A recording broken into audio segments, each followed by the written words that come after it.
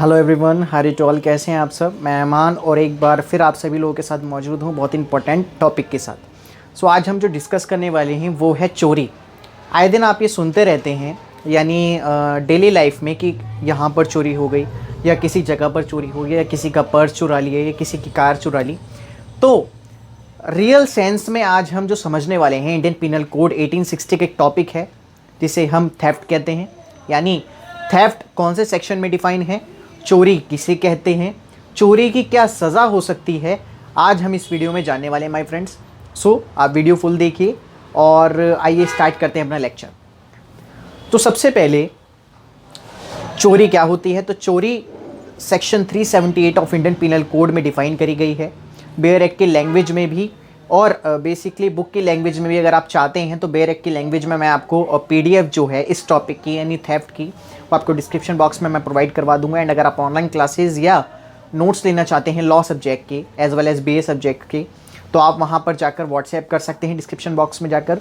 And recently यानी आप अभी से अपनी क्लासेस को ज्वाइन कर सकते हैं और बीएलएलबी के नोट्स भी ले सकते हैं। सो चोरी क्या होती है, इसे हमें दो चीज़ों से समझना पड़ेगा।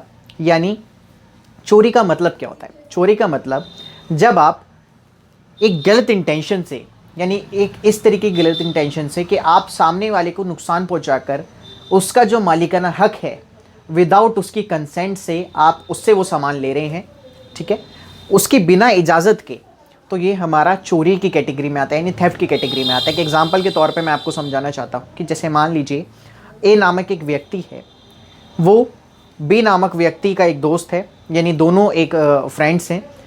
जब बी नामक व्यक्ति अपने घर पर नहीं होता तो ए नामक व्यक्ति उसके घर पर जाता है।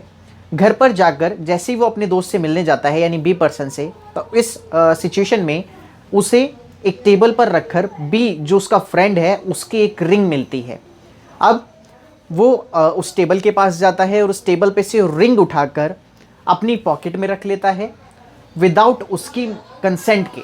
यानी इसमें क्या हो रहा है, मैंने आपको सबसे पहले एक चीज़ बताई कि दो चीज़ों का आपका ध्यान रखना है। सबसे पहले मूवेबल प्रॉपर्टी होनी चाहिए, यानी आप इमूवेबल प्रॉपर्टी को इस चोरी की कैटेगरी में नहीं रख सकते, यानी मूवेबल प्रॉपर्टी को आप इस चोरी की कैटेगरी में रख सकते हैं। अगर आप नहीं जानते मूवेबल एंड इमूवेबल प्रॉपर्टी को तो आप मुझे कमेंट ज़रूर करिए और बिल्कुल मैं इस टॉपिक पर आपके लिए वीडियो ज़रूर बनाऊंगा। तो first of all movable property होनी चाहिए, पहली चीज़ आपको ध्यान रखनी है। दूसरी जो चीज़ आपको ध्यान रखनी है दैट इज़ कि आप जिस भी पर्सन का पोजीशन, यानी उसकी बिना इजाज़त के उसका कोई भी सामान आप ले रहे हैं तो उसकी वहाँ पर मर्ज़ी नहीं होनी चाहिए, यानी उसकी कंसेंट नहीं होनी चाहिए। अगर कंसेंट होगी तो ये चोरी की कैटेगरी में नहीं आएगा।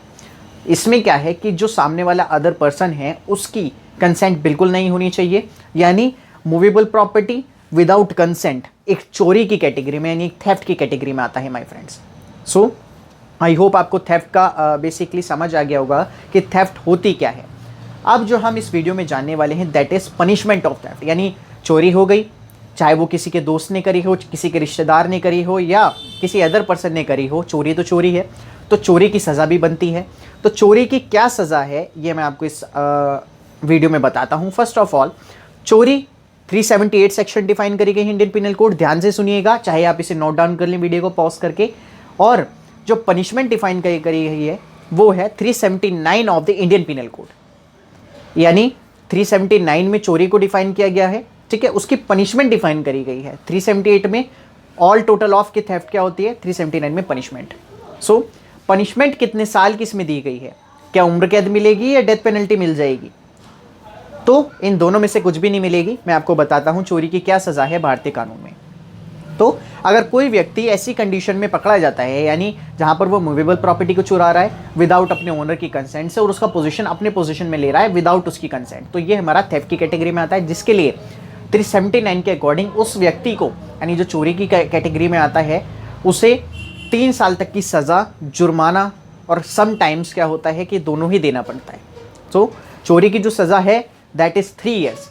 एंड जब चोरी की सज़ा नहीं मिलती तो उसे फाइन भी देना पड़ता है, और समटाइम्स क्या होता है चोरी की सज़ा भी मिलती है और उस चोरी का जुर्माना भी आपको देना पड़ता है।